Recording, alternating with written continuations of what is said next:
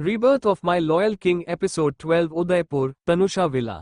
तिमिर 2 पल खामोशी से ओज को देखता रहा और अगले ही पल एकदम से हंसने लगा।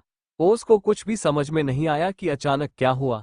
वो हैरानी, सवाल और थोड़ी नमी के साथ उसे देखने लगी और तिमिर अब भी हंसे जा रहा था जैसे उसका खुद पर काबू ही ना हो। वो हंसते रहा और बस हंसता ही रहा। उसकी आंखों में आंसू तक आने लगे। वो रुका, गहरी सांस लेकर खुद को शांत किया और फिर ओस को समझने की नियत से पर फिर भी उसका मजाक उड़ाते हुए बोलने लगा। क्या मैंने तुम्हें नहीं बोला था कि तुम बस मेरा एक मोहरा हो? क्या मैं तुमसे नहीं कहा था कि मैंने ये सब कुछ सिर्फ अपने मकसद के लिए किया है? क्या मैंने तुमसे ये नहीं कहा था कि तुम मेरी कैद में हो और जो मैं चाहूंगा वो मैं करूंगा? वो रुका और बोला, पहली बात कि तुम्हारे लिए खुद को चोट पहुंचाना, तो ओब्वियसली अगर देर हो जाती है तो मर जाती तुम, तो मेरा मकसद कौन पूरा करवाता? तो ना चाहते हुए भी मुझे आईने पर अपना हाथ मारकर दरवाजा तोड़ना पड़ा। दूसरा क्या कहा था? तुम्हारी बहन उसको यहाँ लाने का कारण वो ये था कि अगर वो वहां रही और उसे कुछ हो गया होता तो तुम्हारी माँ और बाप दोनों का ध्यान उस तरफ आ जाएगा। तुम्हारी तरफ ध्यान कौन देगा? और अगर उन्होंने तुम्हारी तरफ ध्यान नहीं दिया तो मेरा मकसद कैसे पूरा होगा? तीसरा, तुम्हें मेरे दादाजी से दूर रखा क्योंकि अगर तुम तब उनके हाथों बलि चढ़ जाती तो अब जो होने वाला है वो कैसे होता? पांचवा, मैंने अपने दादाजी का बिजनेस ज्वाइन किया उसे बर्बाद करने के लिए, जो मैं कर चुका हूं। और आखिरी, तुम्हारे बाप को अब तक क्यों नहीं मारा? उसकी मौत वो होगी जो तुम अपनी आंखों से देखोगी, वैसी होगी जैसे तुम देख चुकी हो, क्योंकि मेरे बदले का तरीका है मेरी तरफ से है। मैं इसे मोहब्बत नहीं मानता, ना करता हूं। अब तुम्हारा क्लियर करते हैं। अब वो आराम से बोल रहा था जैसे कुछ हुआ ही ना हो और वो वैसे ही बोलने लगा। मेरी सिर्फ डायरी के अंदर लिखी कुछ चंद बातें पढ़कर तुम्हें मुझसे हमदर्दी हो गई है। तुम्हें लग रहा है कि जो तुम मुझसे नफरत करती थी, जो तुम मुझे बद्दुआ दे रही थी, जो तुम मुझे छोड़कर जाना चाहती थी, वो गलत था और इसीलिए तुम्हें मुझसे अब हमदर्दी हो रही है। और तुमने उस हमदर्दी को मोहब्बत समझ लिया। पर मेरा यकीन मानो, इसे प्यार नहीं कहते। ये प्यार नहीं है, ये सिर्फ और सिर्फ एक हमदर्दी है जो तुम्हें मुझसे हो रही है। इसे अगर तुम प्यार समझती हो तो तुमसे बड़ा बेवकूफ मैंने कहीं नहीं देखा। तो होश में आओ और यहाँ से सीधा बनारस जाओ। तुम्हारा मेरे साथ कोई फ्यूचर नहीं है, क्योंकि मोहब्बत की डेफिनेशन ही हम दोनों की अलग है। तुम्हारे लिए प्यार शायद हमदर्दी होगा, पर मेरे लिए ये वो जुनून है जो कभी खत्म ना हो। और फिलहाल मुझ में तुम्हारे लिए वो जुनून आया नहीं है, तो मैं नहीं कह सकता कि मुझे तुमसे मोहब्बत हो गई है, और तुम्हें तो ऑब्वियसली नहीं ही हुई है। सो प्लीज, मैं फ्लाइट करवा रहा हूं, तुम जाओ। उसने इतना कहा और अपना फोन निकाला और किसी को फोन करने लगा। ओज अब भी हैरान थी। तिमिर ने आज उससे वो बातें बताई थी जो वो शायद कभी सोचना भी नहीं चाहती थी, या इस हद तक उसका दिमाग जाता ही नहीं। कोई इंसान एक लगाव में, एक एहसास में भी अपना मकसद कैसे ढूंढ सकता था, ये तिमिर ने उसे बताया था। उसकी आंख में आंसू थे। भले ही तिमिर की नज़र में वो हमदर्दी थी, पर तिमिर की बातें सुनकर ना जाने क्यों उसके दिल में जैसे खंजर से वार किया हो किसी ने। वो अब बस खामोश थी और तिमिर ने बात भी कर ली थी।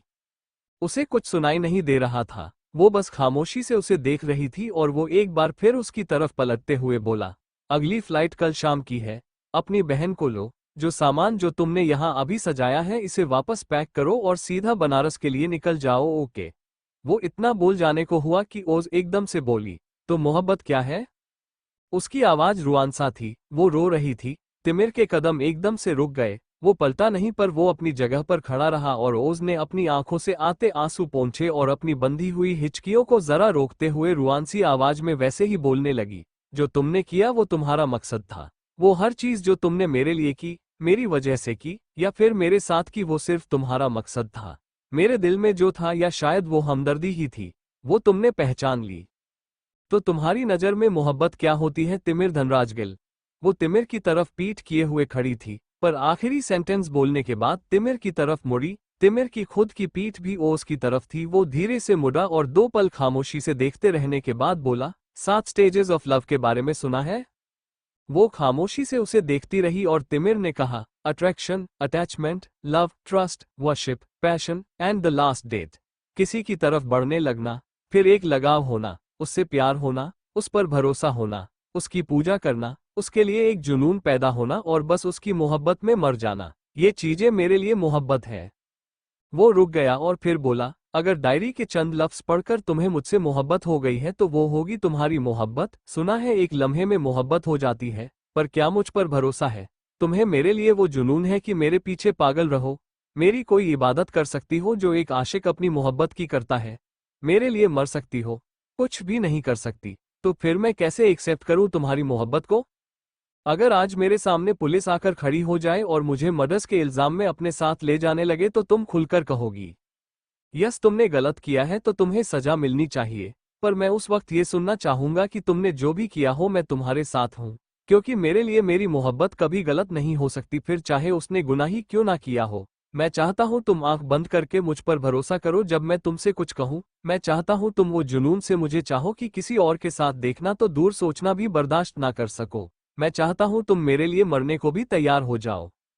ये सब तुम नहीं कर सकती क्योंकि तुम इन 7 स्टेज में फर्स्ट स्टेज पर हो, जहां तुम्हारी हमदर्दी ने तुम्हें मेरी तरफ अट्रैक्ट किया है, उसके अलावा कुछ भी नहीं है। और अगर तुम्हें लगता है कि तुम इस हमदर्दी को मोहब्बत का नाम देकर जी लोगी तो करती रहो। अगर सच में ये मोहब्बत है तो जाओ बनारस, वहां जाकर मोहब्बत करो। मैं भी देखना चाहता हूं तुम्हारी मोहब्बत कब तक टिकी रहती है। वो बोलता गया और ओज बस सुनती गई। उसकी बातें भले ही खंजर की तरह चुभ रही थी, भले ही तीर की तरह तीखी थी, पर वो सच थी और सच हमेशा कड़वा होता है।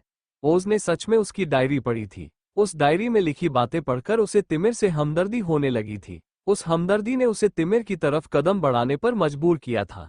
पर आज ना तो वो जुनून था, ना वो भरोसा था, ना वो इबादत थी, ना वो मोहब्बत थी। वो सच में सिर्फ एक हमदर्दी थी। वो बस खामोश रही, सिर्फ खामोश। एक लफ्ज नहीं बचा था उसके पास कहने के लिए, और तिमिर ने अब जाने के लिए कदम बढ़ाए। वो एक बार फिर दरवाजे के पास पहुंचा था कि ओज ने कहा, मैं चली जाऊंगी। उसके कदम एक बार फिर रुके। उसने पलटकर देखा तो ओज अपनी आंखों में आए आंसू को पूछते हुए बोली, मैं चली जाऊंगी पर क्या तुम मेरे दिल से ये हमदर्दी खत्म कर सकते हो? वो कुछ नहीं बोल पाया। अब शायद खामोश होने की बारी उसकी थी और वो बोली, हमदर्दी पहला पड़ाव होता है ना मोहब्बत का, जिसे तुमने अभी अभी अट्रैक्शन कहा। तो बताओ ये अट्रैक्शन तुम खत्म कैसे करोगे? वो चुप रहा। या तो वो जवाब देना नहीं चाहता था या शायद वो जवाब जानता नहीं था। और ओज वैसे ही बोली, मैं बनारस जाने के लिए तैयार हूँ। जब तक तुम वहां रखोगे तब तक रहने को तैयार हूँ, पर प्लीज वो डिवोर्स पेपर खत्म कर दो। मुझे वहां रहना है पर तुम्हारा इंतजार करते हुए। जब तुम आओगे तो मैं तुम्हारा इंतजार करूंगी, और शायद जब तुम आओ तो तुम्हें मुझ में मोहब्बत मिल जाए। वो सामान जो अभी कुछ देर पहले वो बड़ी शौक से और बड़े प्यार से सज रही थी, अब वो उन्हें एक एक कर वापस समेटकर अपने बैग में डालने लगी थी। तिमिर बस उसे देखता रह गया, और वो वैसे ही काम करते हुए बोली, उन पेपर्स को जला देना, मुझे डिवोर्स मत दे देना। वो 2 पल रुका और वहीं से चला गया। अब बात करने के लिए कुछ भी बचा नहीं था। उदयपुर नागर हाउस। तिमिर इस वक्त अरहित के सामने बैठा था। दोनों के हाथ में कॉफी मग थे और बाहर बारिश हो रही थी। वो दोनों बालकनी के पास बने उस बरामदे में बैठे बारिश की बूंदों को देख रहे थे जो जमीन पर गिर रही थी। तिमिर की नजरें उस भाव पर थी जो काफी के मग से उड़े जा रही थी। अरहित ने एक गहरी सांस लेकर कहा, मुझे तो ये समझ में नहीं आ रहा कि तुमने ऐसा किया क्यों। उसने तुमसे अपनी मोहब्बत का इजहार किया तो तुमने उसे एक अट्रैक्शन का नाम देकर उसे खुद से दूर कर दिया। तुम सच में पागल हो, और बता भी अब रहे हो। अगर पहले बताते तो शायद मैं रोक लेता, बता देता उसे सब सच सच, या तुम्हें समझा देता, पर तुमने उसे नहीं रोका। वो वैसे ही उस उड़ती हुई भाव को देखकर बोला, राजा की जान उसके तोता में होती है, और मैंने बस तोते को छुपाया है। अरहित उसे अजीब नजरों से देखने लगा, जैसे उसकी इस बात का मतलब समझने की कोशिश कर रहा हो, और उसे जल्द ही ये मतलब समझ आ भी गया। वो वैसे ही तिमिर की नजरों का पीछा करते हुए उसके हाथ में पकड़े मग की तरफ देखते हुए बोला, तुम्हारे दादाजी को अब तुमसे कोई लेना देना नहीं। वो तुम्हें भी मार देना चाहते हैं तो फिर उसका तो सवाल ही नहीं आता। वो उसे तो देखते नहीं छोड़ेंगे, मार डालेंगे। सिर्फ उसे बचाने के लिए तुमने उसे यहाँ से भेजा है ना? तिमिर बड़े आराम से उसकी तरफ देखते हुए बोला, उनका बस चले तो वो उसे बनारस में भी मार सकते हैं, जैसे उन्होंने उसके बाप को मरवाया था। मेरा मकसद कुछ और है और फिलहाल उसके लिए ओज का वहां पर रहना जरूरी है। अरहित को उसकी कोई भी बात पल्ले नहीं पड़ी। वैसे तो आज तक उसे तिमिर की कोई बात वैसे भी समझ नहीं आई थी, पर इस बार कुछ अलग था। जो क्या था उसे सच में समझ में नहीं आ रहा था। उसने गहरी सांस छोड़ी और बोला, खैर छोड़ो, त्रिशा तुमसे मिलना चाहती थी तो मिलोगे? तिमिर ने उसकी तरफ देखा और बोला, क्यों मिलूं मैं उससे? अरहित एकदम से हंस दिया और बोला, बहन है तुम्हारी, मिलना चाहिए तुम्हें। जब से तुमने मेरी शादी करवाई है मुझे नहीं लगता तुम उससे कभी मिले हो। तिमिर ने गहरी सांस ली और बोला, वो मेरी बहन नहीं तुम्हारी बीवी है, संभालो उसे। और वापस कॉफी पीने लगा। अर्हित उसकी बात सुनकर हंस दिया। अर्हित की बीवी यानी त्रिशा तिमिर की बहन थी। ये कैसे थी और वो कौन थी? एक राज था। तिमिर कुछ देर रोहित के पास रहने के बाद विला आ चुका था। विला में पूरा खाली था। ये घर आज उसे सुना लग रहा था, जहां वो हमेशा से बस अकेला ही रहा था। वो सीधा अपने कमरे में चला आया। यहाँ से ओस की सारी चीज निरादर थी। वो यहाँ से सब कुछ ले जा चुकी थी। अपनी एक परछाई, अपनी झलक भी उसने यहाँ नहीं छोड़ी थी। तिमिर उस कमरे को ध्यान से देख रहा दी, जैसे ओस की एक झलक ढूंढने की कोशिश कर रहा हो। और अचानक उसकी नजर आईने पर चली गई। वो आईने के सामने जाकर खड़ा हुआ तो अनायास ही उसकी नजर खैने में लगे लिपस्टिक के निशान पर चली गई। शायद कभी ओस के ही हाथों से लग गया हो। उसने उस लिपस्टिक के निशान को छू कर देखा तो उसकी उंगली पर वही लिपस्टिक लग गई। वो रेड लिपस्टिक ओस की ही थी। और तिमिर अपनी उंगली पर लगी उस लिपस्टिक को देखते हुए बोला, ना मैं तुमसे प्यार करता हूं और ना कभी तुम्हें मुझसे प्यार होने दूंगा। तुम मुझसे जितना दूर रहो उतना मेरे लिए अच्छा है। मैं नहीं चाहता कि मेरे मकसद के बीच ओस नाम का कोई कांटा आए, मुझे भटका दे, और तुम में पूरी ताकत है मुझे टड़काने की। उसने अपना हाथ झटक दिया और सीधा वॉशरूम में चला गया। पर अब कहीं ना कहीं ओस की कमी खल रही थी। जिस चीज को वो इग्नोर कर रहा था, जो चीज वो एक्सेप्ट करना नहीं चाहता था, अब जाकर उसे एक्सेप्ट करने पर मजबूर कर रहा था। कि उसे आज की आदत लग गई है। कभी कभार आदत मोहब्बत से ज्यादा खतरनाक होती है, जो काफी जानलेवा साबित होती है, और शायद तिमिर के साथ यही हो रहा था। ओस को गए 30 दिन बीत चुके थे, पर तिमिर ने ना तो उसे फोन किया था, ना उसके हाल चाल लिए थे, ना ही किसी और से ये जानने की कोशिश की थी कि ओस कैसी है या कहाँ पर है। वो ऐसे हो गया था जैसे उसकी जिंदगी में ओस नाम की कोई इंसान थी ही नहीं। जैसे वो हमेशा से अकेला ही रहा था और अकेला ही था। वो ऐसा ही अपने कमरे में चुपचाप बैठा था कि अचानक उसका फोन बजा। उसने फोन उठाया कि सामने से आवाज आए, तुम्हें बड़ा फक्र है ना कि तुम में बहुत दिमाग है। मेरा पूरा बिजनेस तुमने बर्बाद कर दिया। मेरे 50 साल की मेहनत को मेरी आंखों के सामने खत्म कर दिया। अब कैसा हो अगर मैं तुम्हारी आंखों के सामने तुम्हारी मेहनत को जलाकर रख कर दिया? कैसा हो अगर तुम्हारे साथ भी यही हो, तुम्हारी मेहनत भी तुम्हारी आंखों के सामने जलकर रख हो जाए? तिमिर ने कोई रिएक्ट नहीं किया। वो वैसे ही बोला, जो करना है करो, मुझे कोई फर्क नहीं पड़ता। उसने बोनेगर दिया और फोन रखते ही उसने सीधा अर्हित को फोन किया कि सामने से आवाज आए, डोंट वरी, मैंने सुनी तुम्हारी कॉल, सब कुछ ठीक है। तनुषा विला भी और तुम्हारी आर्ट गैलरी भी, वहां कोई परिंदा भी पर नहीं मार सकता। और अगर कोशिश की तो उसके साथ क्या होगा ये मंजर देखना तुम्हारे लिए हसीन होगा, क्योंकि तुम्हें तो ये सब पसंद है। तिमिर के चेहरे पर एक इविल स्माइल थी और उसने फोन रख दिया।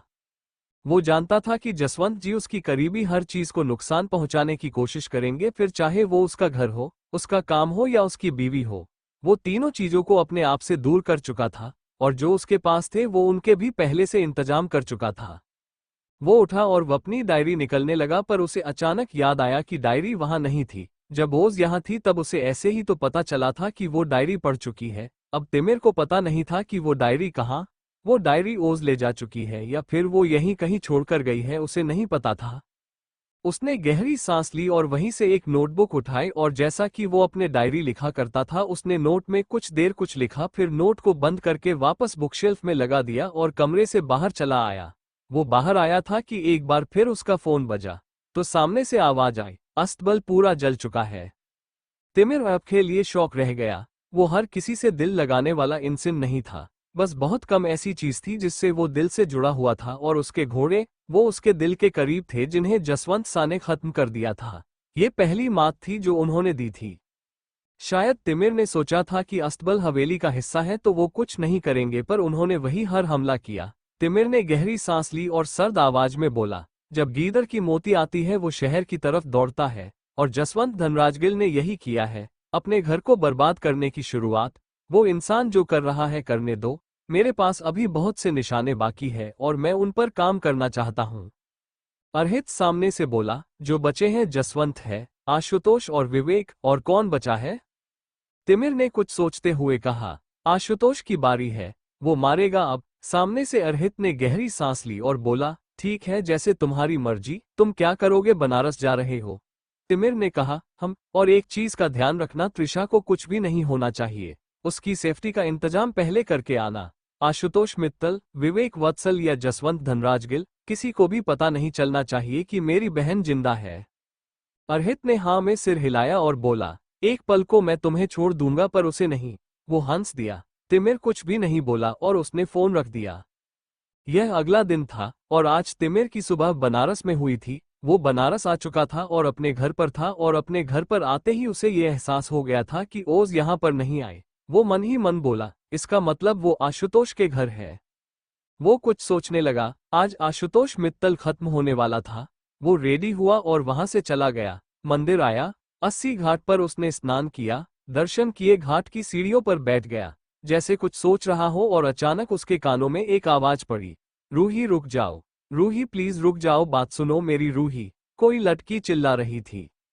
तिमिर, शायद उसे पता था कि ये कौन और वो इस इंसान को देखना नहीं चाहता था। वो वैसे ही बैठा था कि अचानक किसी की पीछे से आवाज आए, अरे पागल लड़की, ऐसे नहीं भागा करते, रुक जा। अरे अपना नहीं तो बच्चे का ख्याल कर ले। जैसे ही उसने ये सुना एक झटका उसे लगा। उसने तुरंत मुड़कर देखा। रूही आगे आगे भाग रही थी, उसके पीछे ओज भाग रही थी और उनके पीछे उनकी माँ। तिमिर अब शौक में था। रमाजी ने क्या कहा था? और उसने ओज की तरफ देखा। उसने इस वक्त अनारकली सूट पहना हुआ था, बाल खुले थे और दुपट्टा पीछे की ओर बस हवा में लहराए जा रहा था। वो बेतहाशा रूही के साथ भागी जा रही थी और रूही आगे खिलखिलाते हुए दौड़ते जा रही थी। पीछे खड़ी रामजी ओज को फिक्र जताते हुए देख रही थी और बार बार बोल रही थी, ओज रुक जा बेटा, बच्चे के लिए ठीक नहीं। अरे ये लड़की तो है ही पागल, तू क्यों पीछे भाग रही है? तिमिर सदमे में था। उसे समझ नहीं आ रहा था ये कैसे हो सकता था। डॉक्टर्स ने साफ कहा था कि वो प्रेग्नेंट नहीं हो सकती, तो ये कैसे? ये होना मुमकिन भी नहीं था। वो शांत नजरों से फिक्र के साथ उसे देख रहा था। नहीं चाहता था कि जो वो सोच रहा है वो हो। वो चाहता था कि जो उसने सुना और जो वो सोच रहा है वो बस गलत साबित हो जाए, पर क्या सच में वो गलत था? बनारस, 80 घाट। तिमिर अब भी वही खड़ा ओस को देख रहा था जो रूही के पीछे भाग रही थी। उसकी नजर अब तक तिमिर पर गई ही नहीं थी। उसने एकदम से रूही का हाथ पकड़कर खींचा और उसे अपनी गोद में लेते हुए बोली, दिमाग खराब है तुम्हारा? कब से तुम्हें पकड़ने की कोशिश कर रही हूँ और तुम हो कि घर से दौड़ते हुए यहाँ चली आई। अब स्कूल चलो नहीं तो तुम्हारी टीचर से डांट लगा दूंगी। और रूही हंसते हुए बोली, आप टीचर को डांट लगाओगी? रमा जी जल्दी से उसके पास गई और रूही को उसकी गोद से उतरते हुए बोली, दिमाग खराब है तुम्हारा? इसे गोद में क्यों लिया तुमने? ओज ने उनकी तरफ देखा पर कुछ बोल नहीं तो रमा ने कहा, इसको मैं तैयार करके स्कूल भेजती हूँ, तुम दर्शन कर लो और फिर घर आ जाना, ठीक है? ओज ने हाँ में सिर हिलाया। रमाग्य वहां से रूही को लेकर चली गई और ओज मंदिर के अंदर। तिमिर अब भी एक तरफ खड़ा उसे देख रहा था। उसने गहरी सांस ली और अपनी नजरें चारों ओर दौड़ाई। उसका दिमाग काम नहीं कर रहा था। ये क्या हो गया था उससे? क्या सच में वो? एकदम से रुका और अपना फोन निकालकर किसी को फोन किया। 2 रिंग में सामने से सत्या में उसका फोन उठाता हुए कहा, बोलो अभी क्यों याद किया? मुझे पता है कोई ना कोई काम ही होगा, पर मैं उदयपुर में नहीं हूँ। और सामने से तिमिर ने कहा, कहाँ है आप? सत्या ने कहा, मैं बनारस में हूँ। और सामने से तिमिर की आवाज आए, बनारस में कहा? वो बोली, 80 घाट पर हूँ। मगर वो बोल ही रही थी कि उसने फिर कहा, तो पीछे मुड़िए। फिर सत्या असमंजस में पलटी और उसे अपने एकदम सामने देखकर डरते हुए कदम पीछे लिए। उसके हाथ से फोन छूटकर नदी में गिरने वाला था कि तिमिर ने फोन को कैच कर लिया। सत्या अपने सीने पर हाथ रखकर बोली, दिमाग खराब है तुम्हारा? मर जाती है अभी हार्ट अटैक से। क्या कर रहे हो तुम यहाँ? तिमिर ने उनकी बात को पूरी तरह इग्नोर किया और उनका आर्म पकड़कर उन्हें मंदिर की तरफ घूमते हुए बोला, सब छोड़िए, मुझे आपकी एक हेल्प चाहिए। और फिर सामने से आ रही ओस की तरफ इशारा करते हुए बोला, पता लगाइए वो प्रेग्नेंट है या नहीं। जैसे ही सत्या ने ये सुना एकदम से ओस को देखा। वो 2 पल के लिए रुकी और बोली, तुम्हारी बीवी है, वो प्रेग्नेंट है? तिमिर ने कहा, मुझे नहीं पता, ये आपको पता लगाना है और मुझे बताना है। दूसरी बात, उसे ये पता नहीं चलना चाहिए कि मैं यहाँ पर हूँ। सती ने अजीब नजरों से उसे देखा जैसे आंखों से ही सवाल कर रही हो, पर तिमिर ने कहा, मैं सब बता दूंगा आपको, पहले जो कहा है कीजिए। मुझे यहाँ से जाना पड़ेगा। जैसे ही आपको पता चलता है कि वो प्रेग्नेंट है या नहीं आप मुझे बताएंगी। और वो चला गया। उसके जाने के बाद सत्या ओस के पास आए। उसने देखा ओस किसी से बात कर रही थी। सत्या ने ओस के कंधे पर हाथ रखे कर कहा, हेलो। ओस ने एकदम से कहा, मासी आप यहाँ? सत्या मुस्कुराई और बोली, मैं अपनी माँ से मिलने आई हूँ। तुम यहाँ क्या कर रही हो? ओस 2 पल चुप रही, फिर बोली, मैं भी अपनी माँ के घर आई हूँ। सत्या हंस दिया और बोली, अच्छा है, मैं खो गई हूँ, मुझे एड्रेस ढूंढने में हेल्प कर दो, वो उसे एक कार्ड दिखाते हुए बोली। ओज ने देखा वो घर से दूसरी तरफ का एक एड्रेस था, एक छोटी सी गली का। वो बोली, ये तो गायत्री जी का घर है, वो तो बहुत बड़ी पेंटर रह चुकी है। सत्या ने हाँ में से हिलाया और मुस्कुरा कर बोली, हाँ, और वो पेंटर तिमिर की नानी माँ है। जैसे ही ओज में ये सुना वो हैरान हुई और एकदम से बोली, वो तिमिर की नानी है? सत्या हंसी और बोली, बिल्कुल, तिमिर की नानी है, और मुझे अच्छे से पता है तुम्हें पता नहीं होगा। तो चलो मेरे साथ और मुझे बताओ, घर भी मुझे दिखाओ और तुम भी उनसे मिल लेना। ओस चाहती थी वो तिमिर की नानी माँ से मिले, तो वो बोली, चलिए मैं आपको ले चलती हूँ। वो उसके साथ ही चलने लगी। साथ चलते चलते ही सत्या ने कहा, तुम कमजोर लग रही हो, सब ठीक है ना? और तिमिल कहाँ पर है? ओस के कदम रुके, पर वो फिर चलने लगी और धीरे से बोली, वो तो उदयपुर में है, और मेरी तबीयत जरा ठीक नहीं है इसलिए। उसकी बात सुनकर चलते चलते ही सत्या ने कहा, तबीयत ठीक नहीं? क्यों? चेहरा भी पिला पिला लग रहा है, कमजोर भी लग रही हो, सब ठीक है ना? डॉक्टर को दिखाया तुमने? ओस कुछ सोचने लगी, पर खामोश ही रही। तो सत्या मन ही मन बोली, ऐसे तो नहीं बताएगी, पता लगाना पड़ेगा, खुद चेक करना पड़ेगा शायद। चलते चलते वो लोग गायत्री जी के घर पर आ चुके थे। सत्या ने बाहर लटक रही है जंजीर को बजाया तो गायत्री ने आकर दरवाजा खोला, उसे देखते ही मुस्कुराई और उसे गले लगा लिया। पर वो आगे कुछ बोलती उससे पहले ही नजर ओस पर चली गई। वो उसे देखते ही पहचान गई और बोली, तुम आलोक की बेटी हो ना? तिमिर की बीवी? ओज और हैरान हुई, सब उसे जानते थे सिवाय उसके। उसने सिर हिला दिया तो गायत्री ने एकदम से उसका माथा चूम लिया और बोली, मुझे पता था कि तिमिर तो तुम्हें यहाँ लेकर आएगा नहीं, पर मैं तुम्हें पहले से जानती हूँ। आओ अंदर तो आओ। उन्होंने लाकर दोनों को बरामदे में बैठाया और फिर उनके पास बैठते हुए बोली, पता है मुझे तुमसे कब से मिलना था। सोचा था तिमिर आएगा तो बोलूंगी, पर तुम खुद ही आ गई। तिमिर कहाँ है, कैसा है वो? उनका ये सवाल सुनकर ओज एक बार फिर वैसे ही बोली, ठीक है, उदयपुर में है, मैं यहाँ अपनी माँ के पास हूँ। गायत्री जी को ये बात इतनी अजीब नहीं लगी तो उन्होंने कहा, अच्छा है, अपनी माँ से मिलने आए हो?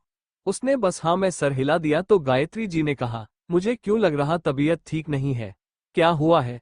ओस कुछ भी नहीं बोल पाए। उसने गहरी सांस ली और बोली, हाँ थोड़ी कमजोरी है। तो गायत्री जी ने कहा, तो सत्या यही है, डॉक्टर ही तो है, इसे दिखा दो। और सत्य का काम गायत्री जी ने कर दिया। वो तुरंत बोली, हाँ बिल्कुल। और ओस कुछ बोल पाती या समझ पाती उससे पहले ही सत्या ने उसका हाथ पकड़ लिया था। वो कुछ भी नहीं बोल पाई और चुपचाप सत्य को देखने लगी, जैसे उसे कुछ खटक रहा था, जैसे वो किसी डर में थी। सत्या ओस को चेक कर रही थी और किसी ने दरवाजे पर आते हुए कहा, तिमिर ये अर्हित था। पर जब उसने वहां ओज और सत्या को देखा उसकी आकार हैरानी से बड़ी हो गई और वो एकदम से बोला, ओज तुम यहाँ? ओज उसे नहीं जानती थी, पर उसके मुंह से अपना नाम सुनकर वो भी हैरान थी और उसे वहां देखकर गायत्री जी ने कहा, अरे सब यही है, आए अंदर। त्रिशा कहाँ है? अर्हित उसे क्यों छोड़कर आए? अर्हित ने उनकी तरफ देखा, वो कुछ बोला नहीं तो गायत्री जी ने फिर से कहा, अंदर तो आ जाओ, त्रिशा को लेकर आए हो? अर्हित ने कहा, 8वां महीना चल रहा है, अभी नहीं ला सकता था, मैं किसी काम से आया हूँ। वो अंदर आ चुका था। गायत्री जी मुस्कुराकर बोली, अरे भाई कमाल करते हो, मेरी बेटी के घर आए और उसे लेकर नहीं आए। गायत्री की बात उस ओज ने उन्हें सवालिया नजरों से देखा तो वो बोली, क्या हुआ? मुझे पता है तिमिर ने तुम्हें ये भी नहीं बताया होगा, ये हमारे दामाद जी है, हमारी त्रिशा के पति। ओज धीरे से बोली, त्रिशा? और इस बार सत्या ने कहा, त्रिशा तिमिर की बहन। एक्चुअली वो हमेशा से उदयपुर से दूर ही रही, इसलिए शायद तुम उससे नहीं मिली। जैसे ही ओज ने ये सुना उसे एक और झटका लगा। उसे ये तो पता था कि तिमिर की एक बहन भी है, वो डायरी में पढ़ चुकी थी, पर वो जिंदा है ये बात उसे अब पता चल रही थी, और ये भी कि सामने बैठा ये शख्स त्रिशा का पति है। उसको कुछ भी समझ में नहीं आ रहा था, ये सब एक साथ। ओज ऐसे कंफ्यूजन में बैठी थी और इतने में अर्हित का फोन बजा। अर्हित ने देखा तिमिर कॉल कर रहा था। वो उसे बता देना चाहता था कि ओज उसकी नानी माँ के घर बैठी है, पर ओज के सामने कैसे बताता। वो खड़ा हुआ और वहां से जाने को हुआ कि गायत्री ने कहा, तिमिर का फोन है, उठाओ उठाओ, हम भी तो बात करें। और यहाँ पर अर्हित कुछ भी नहीं बोल पाया। उसने फोन उठा लिया और अपने कान पर लगाया कि सत्या ने एकदम से उसके हाथ से फोन छीन लिया और फोन स्पीकर पर डालते हुए बोली, मुझे कुछ बताया है। पर उसने सत्या को पूरी तरह से इग्नोर कर दिया, ध्यान भी नहीं दिया कि जो आवाज आई थी वो सत्या की थी, और वो एकदम से बोला, मेरी बात सुनो, मेरे पास सिर्फ रात तक का टाइम है। जल्दी करो, मुझे कैसे भी करके आशुतोष को बाहर लाना है, और वो ऐसे ही नहीं आने वाला। यहाँ आओ जल्दी। उसने इतना बोलकर कॉल कट कर दिया। उसने सिर उठाकर ओस को देखा जो एकटक फोन खो देख रही थी। इसका मतलब वो रहा बनारस में था। पर गायत्री, सत्य और अरिथ तीनों ने ओस की तरफ देखा और वो अब भी उस फोन की तरफ देख रही थी। उसे उसकी बात से पता चल चुका था कि वो बनारस में है। वो आया कब? वो मिल भी नहीं, और अब वो उसके बाप को मारने की प्लानिंग कर रहा था। वो शांति से बैठी थी और सत्या ने कहा, ओस तुम जानती हो ना तिमिर ये सब क्यों कर रहा है? उन्होंने एक नजर गायत्री की तरफ देखा। ओस ने गहरी सांस ली और बोली, मैं सब जानती हूँ मासी, मैं सब जानती हूँ। अरहित एकदम से बोला, तुम्हें कैसे पता? तो ओस ने वैसे ही कहा, तिमिर की मॉम की डायरी, जिसमें उन्होंने अपने बारे में लिखा था और फिर तिमिर ने उनके मरने के बाद कुछ चीजें लिखी थी। उसकी बात सुन वो बोला, ओह तो इसलिए उसने तुम्हें यहाँ भेज दिया। तीनों ने उसे देखा तो अरहित खड़ा होते हुए बोला, मुझे जाना पड़ेगा, तिमिर को मेरी जरूरत है। पर मैं तुमसे एक बात कहूंगा कि तिमिर गलत नहीं है। वो जो भी कहता है या करता है, उसके पीछे उसका एक मकसद होता है और तुम्हें खुद से दूर करने के पीछे भी उसका एक मकसद था। मैं फिलहाल चलता हूँ, मुझे तिमिर के पास जाना होगा, उसे मेरी जरूरत है। वो चला गया और गायत्री बोली, इसका क्या मतलब हुआ कि तिमिर ने तुम्हें दूर किया है खुद से? ओज ने इस बार गहरी सांस ली। उसके चेहरे पर दर्द आया था और वो धीरे से बोली, उसने मुझसे कहा है कि मैं उसकी जिंदगी से चली जाऊं, मुझे अपने साथ नहीं रखना चाहता, मुझसे डिवोर्स चाहता है। उसकी बात सुनकर गायत्री और सत्या दोनों के चेहरे के भाव बदल गए। और ओज बोली, मुझे जानना है, चाहता क्या है वो, कर क्या रहा है? उसके चेहरे पर एक उम्मीद देखकर सत्या कुछ भी नहीं बोल पाई तो इस बार ओज ने उसके पैरों के पास बैठकर उसके दोनों हाथों को अपने हाथों में लिया और लगभग गिड़गिड़ाते हुए बोली, उसकी जिंदगी का हिस्सा बनना चाहती हूं मैं। उसने मुझसे कहा था कि ये मेरी मोहब्बत नहीं बस एक हमदर्दी है, एक लगाव है। पर 1 महीने में मुझे पता चला है कि मैं अपने प्यार के कौन से स्टेज पर हूँ। मैं अपनी मोहब्बत के उस स्टेज पर हूँ जहाँ मुझे उसका जुनून है। मैं उसे किसी कीमत पर खोना नहीं चाहती, चाहे वो गलत है चाहे वो सही है। मैं अपनी जिंदगी में उसे चाहती हूँ, उसकी जिंदगी में रहना चाहती हूँ, पर समझ नहीं पा रही हूँ कि वो क्या चाहता है। प्लीज मुझे बताइए सच क्या है? वो कहता है डायरी में लिखी चंद बातें पढ़कर मुझे उससे मोहब्बत नहीं हो सकती। तो आप मुझे बताइए कि उसकी सच्चाई क्या है? वो चाहता क्या है? वो करता क्या है? और उसका पास्ट क्या है? वो सच में ऐसा क्यों है? सत्य भी उदास हो गई थी। उसने एक नज़र गायत्री की तरफ देखा तो गायत्री ने हाँ में सिर हिला दिया और ये परमिशन थी कि वो तिमिल की सच्चाई ओस को बता सकती है। सत्या ने गहरी सांस ली और बोली, मैं तुम्हें सब कुछ बताने के लिए तैयार हूँ, पर क्या सच्चाई जानने के बाद तुम तिमिर के साथ रह पाओगी? ओज वह एक ही बोली, सच्चाई जानूं या ना जानूं, मैं उसे कभी छोड़ नहीं सकती मासी। सत्य हल्के से मुस्कुराई और फिर कहा, ठीक है सब कुछ बताऊंगी मैं तुम्हें। बनारस, गायत्री जी के घर, गायत्री और सत्या दोनों चेयर्स पर बैठी थी और ओस सत्या के पास उसके पैरों में बैठी थी और सत्या ने बोलना शुरू किया, मेरी बहन तनुषा और उसका पति इंद्रजीत धनराज गिल दोनों एक दूसरे से प्यार करते थे। कॉलेज टाइम से प्यार करते थे वो एक दूसरे से। जवानी थी और प्यार के नाम पर वो गलती कर बैठे। तिमिर उनकी जिंदगी में आने वाला था। तनुषा शादी से पहले प्रेग्नेंट हो चुकी थी और ये बात जसवंत जी तक पहुंच चुकी थी।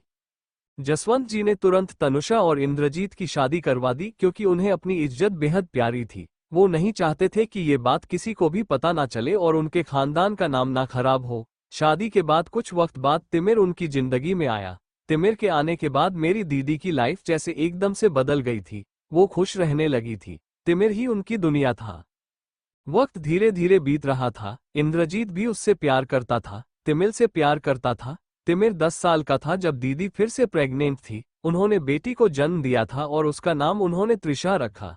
सब ठीक चल रहा था पर यह सिर्फ ऊपर की बात थी। हम सबको लगता रहा वो दोनों एक दूसरे की जिंदगी में खुश हैं। उनके 2 बच्चे हैं और सब ठीक चल रहा है। पर हमें कभी पता नहीं चला कि दीदी क्या क्या झेल रही थी। इंद्रजीत उनसे प्यार नहीं करता था। वो बस प्यार के नाम पर अपनी हवस मिटा रहा था और अगर वो प्रेग्नेंट नहीं हुई होती तो शायद उनकी कभी शादी नहीं होती। ये तो जसवंत जी को पता चल गया और उन्होंने जबरदस्ती उनकी शादी मेरी बहन से कर दी, वरना वो कभी ये नहीं करता।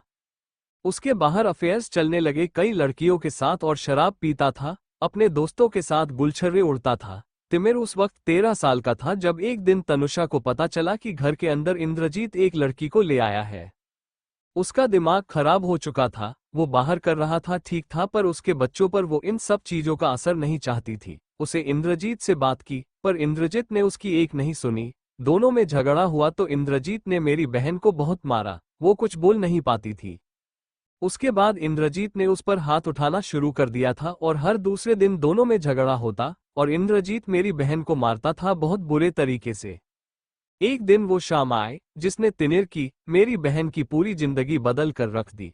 उस दिन इंद्रजीत अपने दोस्तों के साथ अपने कमरे में जुआ खेल रहा था। उसने मेरी बहन को दांव पर लगा दिया था। उसके वो वैसी दोस्त जिनकी नज़र मेरी बहन पर न जाने कब से थी, उन्हें एक मौका मिल गया था। उन्होंने इंद्रजीत को बहुत दारू पिलाई, उसे नशे में किया, उसे हरा दिया और फिर मेरी बहन का रेप किया गया। वो 7 लोग थे। बोलते बोलते सत्या की आवाज कांपी, पर वो रुकी नहीं, वो बोलती रही। मेरी बहन के कमरे में, उसके बेड पर, उन 7 ने बारी बिक्री से उसका रेप किया। उस कांच के दरवाजे से बाहर खड़े उसे 13 साल के बच्चे ने अपनी माँ की चीखें सुनी। उसके साथ जो हो रहा था उसे अपनी आंखों से देखा, उसके आंसू को देखा, उसकी रोने की आवाज को सुना। बाहर खड़ा खड़ा वो चिल्लाता रहा। वो एक एक करके मेरी बहन का रेप करते गए और बस कमरे से बाहर निकालने लगे। वो सब कुछ देख रहा था। जब वो सब लोग बाहर आए तो मेरी बहन, वो रुकी और आगे बोली। उस मरी सी हालत में मेरी बहन खड़ी होकर बाहर आई थी। तिमिर उन्हें छूने को हुआ कि उसने दरवाजा बंद कर दिया। शरीर के घाव नहीं थे, मन के घाव थे जो चिल्ला चिल्ला कर बता रहे थे कि अब और नहीं। वो आत्मा से मर चुकी थी। सत्या की आंखों में आंसू आने लगे और ओज, उसका दिल फटने को हो गया था।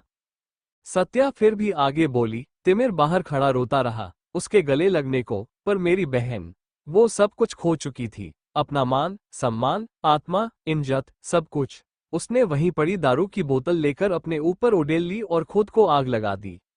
जैसे ही ओज ने ये सुना उसकी आंखें एकदम से बड़ी हो गई। आंखों से कब आंसू गिरने लगे थे उसे नहीं पता, पर ये सब सुन के दिल तक रो रहा था और शरीर हल्का कांपने लगा था। वो सुनकर इस हालत में थी। उसे 13 साल के बच्चे ने ये सब देखा था। वो किस हालत में पहुंच गया होगा वो इमेजिन भी नहीं कर सकती थी। वो सुन रही थी और सत्या ने अपने आंसू पूछते हुए कहा।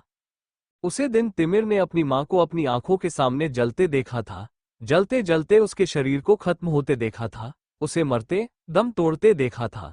बाहर जसवंत साहब और उनके लोगों को आने में वक्त लग गया। जब दरवाजा तोड़ा गया तब तक मेरी बहन मर चुकी थी। तिमिर ने सब अपनी आंखों से देखा था। अपनी माँ की लाश को देखा था, उसको टूटते देखा था, उन दरिंदों को उसे नोचते देखा था। उसके बाद मेरे बाबा और मेरी माँ बनारस से उदयपुर आए थे। उनसे कहा गया कि मेरी बहन ने खुदकुशी की है क्योंकि वो एक झगड़े से परेशान थी। फिर एक बार जसवंत जी की इज्जत बुझ में आ गई। उन्होंने अपने बेटे को बचा लिया, पर तिमिर ने अपने नाना जी को सब कुछ बता दिया। मेरे डैड ने उन पर केस किया। उनके सारे सबूत और गवाह एक डायरी में थे जो मेरे नाना जी के पास थी। पर जसवंत ने क्या किया, तुम्हारे डैड आशुतोष मित्तल की मदद लेकर मेरे पापा को मरवा दिया और साथ में तुम्हारे पापा को भी। जानती हो क्यों? वो रुकी और बोली, क्योंकि तुम्हारे पापा मेरी दीदी का केस लड़ रहे थे। जैसे ही ओज ने ये सुना एक झमाका हुआ उसके दिमाग में। उसे अचानक एहसास हुआ तिमिर क्यों चाहता था कि ओज के सामने आशुतोष मित्तल मरे। वो क्यों चाहता था कि ओज आशुतोष मित्तल के खिलाफ हो जाए। उसका दिल पसीज गया था, आंखों से आंसू बह जा रहे थे और बस दिमाग में किसी की हर बात चल रही थी। और सत्या ने वैसे ही कहा, अब सुनो तिमिर की सबसे कड़वी सच्चाई, जो शायद तुम कबूल ना करना चाहो। ओज ने आंखें उठाकर सत्या की तरफ देखा तो वो 2 पल रुक कर बोली, तारानकन, तिमिर ने अपने बाप का मर्डर किया है। ओज की आंखें और बड़ी हो गई। वो जैसे जैसे तिमिर के बारे में सुनती जा रही थी, कुछ अच्छी तो कुछ बुरी चीज उसे पता चलती जा रही थी। और सत्या ने कहा, वो इंसान अपनी बीवी की मौत वाले दिन शराब के नशे में धूत किसी और लड़की के साथ पड़ा था। तिमिर ने 13 साल की उम्र में उस इंसान को मार दिया उसके कमरे में जाकर। जसवंत जी को अपनी इज्जत तब भी बहुत प्यारी थी। वो कुछ नहीं कर पाए अपने बेटे को बचाने के लिए। उन्होंने ही मेरी बहन का केस भी दबा दिया। सब ऐसे खत्म कर दिया जैसे कुछ हुआ ही नहीं था। और तिमिर को उस दिन के बाद से उनसे नफरत हो गई थी। उसे लगता था कि जो कुछ भी हुआ है वो सिर्फ जसवंत जी की वजह से हुआ है। अगर वो मेरी बहन की शादी अपने बेटे से नहीं करवाते, अपने बेटे को सही सीख देता, अपने बेटे को सही वक्त पर संभाल लेते तो मेरी बहन मरती नहीं। मेरी बहन के मरने के बाद भी जसवंत ने उसे इंसाफ नहीं मिलने दिया और यही सारी चीज थी कि तिमिर उनसे नफरत करता था। तिमिर 13 साल का था पर वो नहीं चाहता था कि उसकी बहन पर कोई आंच आए। उसने ये साफ कह दिया था कि अगर त्रिशा उस घर में रहेगी तो वो वहां नहीं रहेगा। और जसवंत साहब को बस अपना वारिस चाहिए था। वो त्रिशा को हॉस्टल भेजने के लिए तैयार हो गए। कुछ सालों बाद ये खबर मिली, एक एक्सीडेंट में त्रिशित मर चुकी है और जसवंत जी कोई फर्क नहीं पड़ा। उन्होंने पता लगाने की कोशिश तक नहीं की कि त्रिशा के साथ हुआ क्या था, पर वो जिंदा थी। तिमिर ने उसे एक ऐसी बड़ी ई जगह पर रखा था जहां पर उसकी बहन को कोई आंच ना आए और ना ही उसके जिंदा होने का राज किसी को पता चले। जब त्रिशा की मौत की झूठी खबर तिमिर ने फैलाई थी, तब से शुरू हुआ था उसके बदले का सफर। वो 7 लोग जिन्होंने उसकी मां का रेप किया था, उन 7 लोगों को तिमिर ने ढूंढ ढूंढ कर मारा। वो लोग जिन्होंने जसवंत के कहने में आकर पैसों के लिए उस केस को बंद किया था, उन पुलिस ऑफिसर को भी तिमिर ने मार दिया। वो लोग जब जिंदा नहीं थे तो जिनके बेटे इस कदम पर चल रहे थे उन्हें भी मार दिया। अब आखिर में बचे हैं तुम्हारे पापा विक्रम, वत्सल और जसवंत जी। इन तीनों के साथ भी वही होगा जो उसने बाकी लोगों के साथ किया। आप बताओ, इस सच्चाई के साथ तिमिर को कबूल कर लोगी? ओस की समझ नहीं आ रहा था कि वो क्या बोले। उसकी हालत खराब हो चुकी थी। इतनी भयानक सच्चाई सुनने के बाद वो क्या ही जवाब देती। तिमिर का सारा बचपन खत्म हो चुका था। उसने अपनी मां का रेप होते देखा था, उसे अपनी आंखों के सामने मरते देखा था। अपने पिता को उसने खुद मार दिया। अपने दादाजी से नफरत हो गई। अपनी बहन को छोटी सी उम्र में भी उसने खुद संभाला। ये सारी चीज होने के बाद भला कोई पागल कैसे ना हो। और इन सब के बाद भी सत्य का एक बयान बाकी था, जो शायद ओस को हिलाकर रख देता। और सत्य वैसे ही बोली, तिमिर को डिसऑर्डर है। जैसे ही उसने ये सुना, बस जैसे और कुछ सुनना ना चाहती हो, पर सत्या फिर भी बोलना चाहती थी। वो सब कुछ बता देना चाहती थी और उसने कहा, तिमिर को एंटी सोशल पर्सनालिटी डिसऑर्डर है। उसके दिल में किसी के लिए रहम नहीं है। उसे किसी के आंसुओं से फर्क नहीं पड़ता। लोगों को तकलीफ देखकर उसे मजा आता है। उसे खून पसंद है और लोगों का खून बहाकर उसे सुकून मिलता है। वो लोगों के बीच रहना पसंद नहीं करता। अकेले में अच्छा लगता है उसे, सो नहीं पाता। और दिमाग ये बस कोई 2-4 चीजें घूमती रहती है। ये सब कुछ उसके डिसऑर्डर में शामिल है। मैंने कई बार उसे कहा है कि वो अपना इलाज करवाए। उसके स्टेज बढ़ते जा रहे हैं पर वो नहीं चाहता। वो कहता है, अगर मेरे दिल में रहम आ गया, अगर मुझे किसी के आंसुओं से फर्क पड़ने लगा, तो मैं अपनी मां को इंसाफ नहीं दिला पाऊंगा। वो एक जहनी मरीज है, तुम समझ सकती हो। वो पागल हो सकता है, अपना मानसिक संतुलन खो सकता है, पर वो इलाज नहीं करवाना चाहता, सिर्फ अपनी मां के लिए।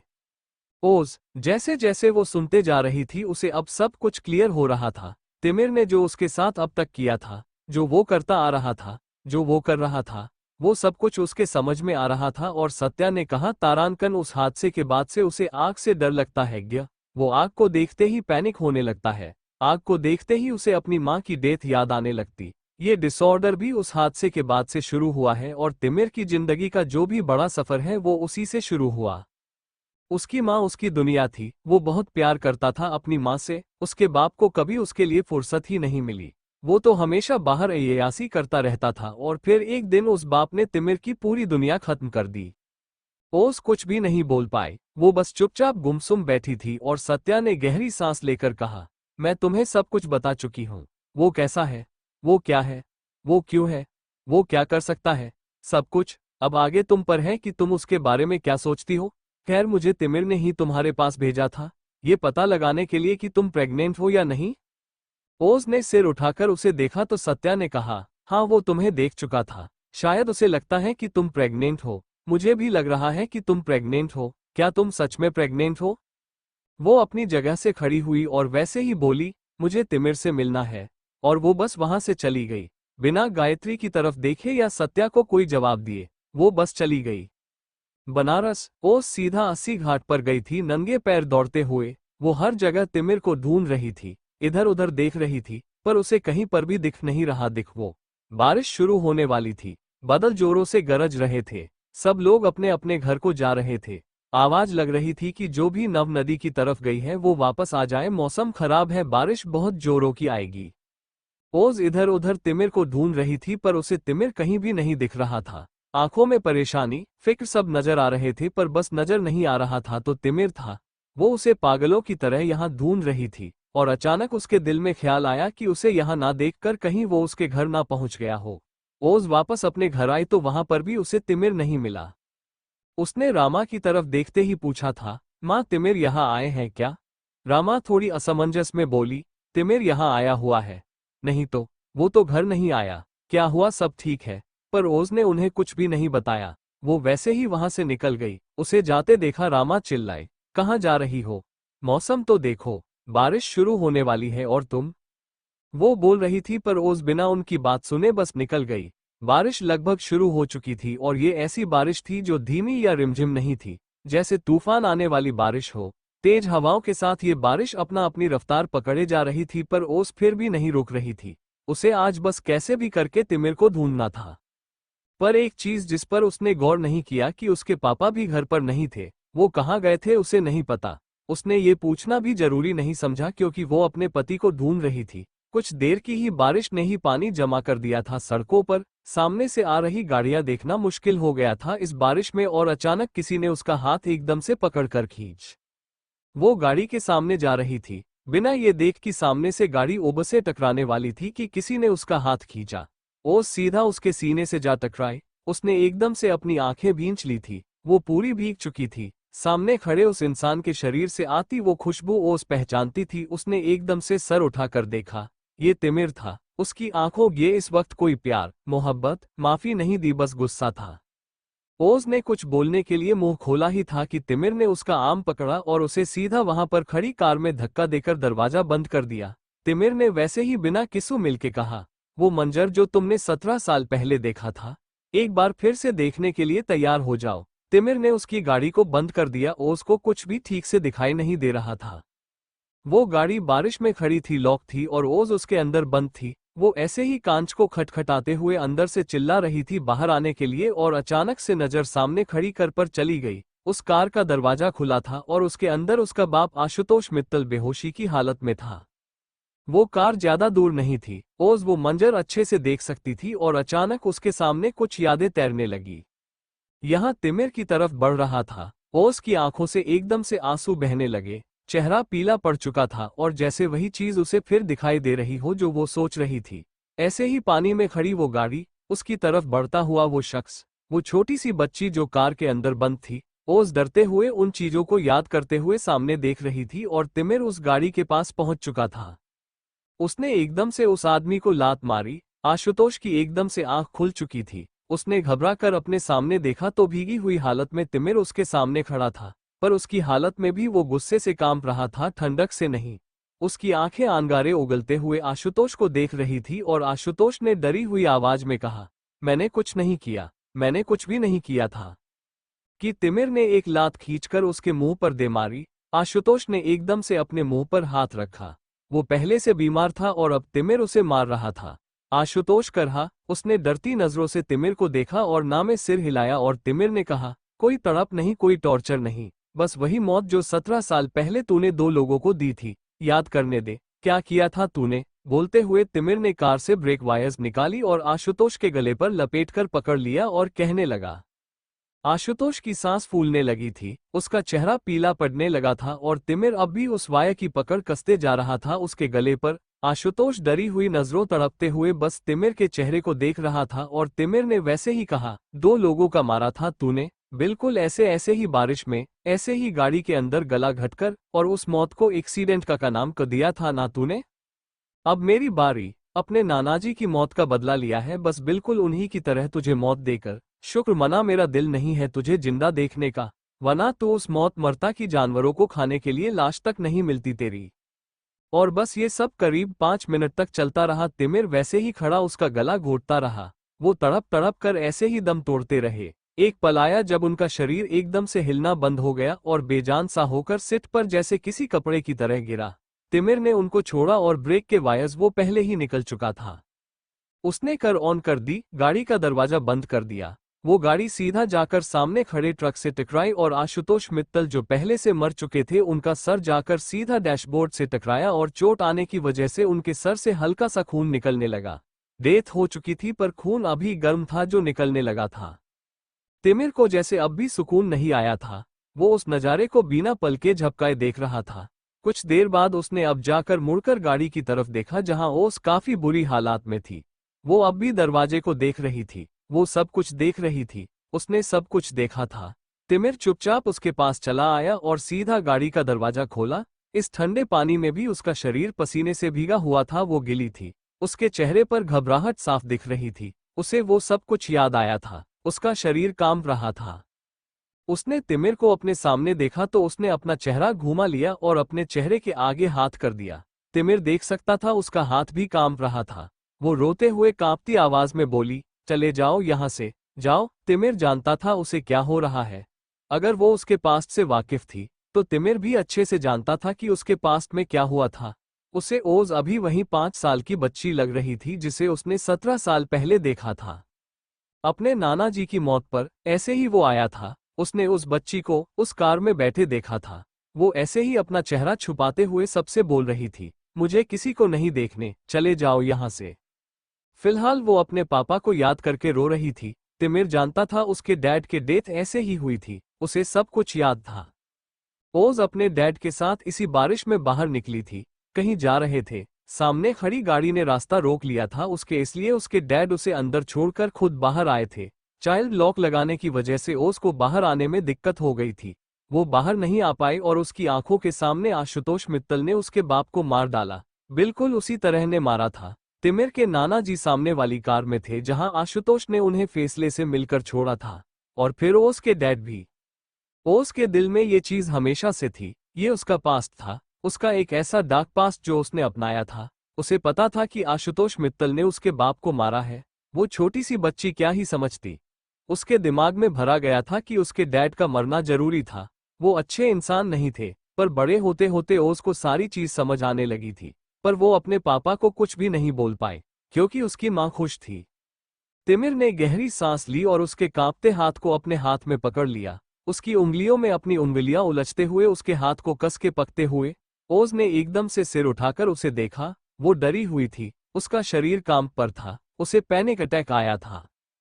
तिमिर ने उसे अपने गले लगा लिया। अपने डैड की मौत पर वो आज तक तो कभी हुई नहीं थी। बचपन में भी वो हादसे से डरी थी, अपने डैड की मौत पर नहीं रोई थी। पर आज वो इतने सालों बाद अपने पापा की मौत पर रो रही थी, तड़प रही थी। वो सब कुछ जैसे आज ही हुआ हो, वो सब आज फिर से उसके सामने था। Thank you for listening. मुझे उम्मीद है आपको ये स्टोरी पसंद आई होगी। अगर आपको पसंद आई है तो प्लीज़ लाइक और कमेंट करना ना भूलें और मोर स्टोरीज के लिए सब्सक्राइब करें। मिलते हैं नेक्स्ट वीडियो में।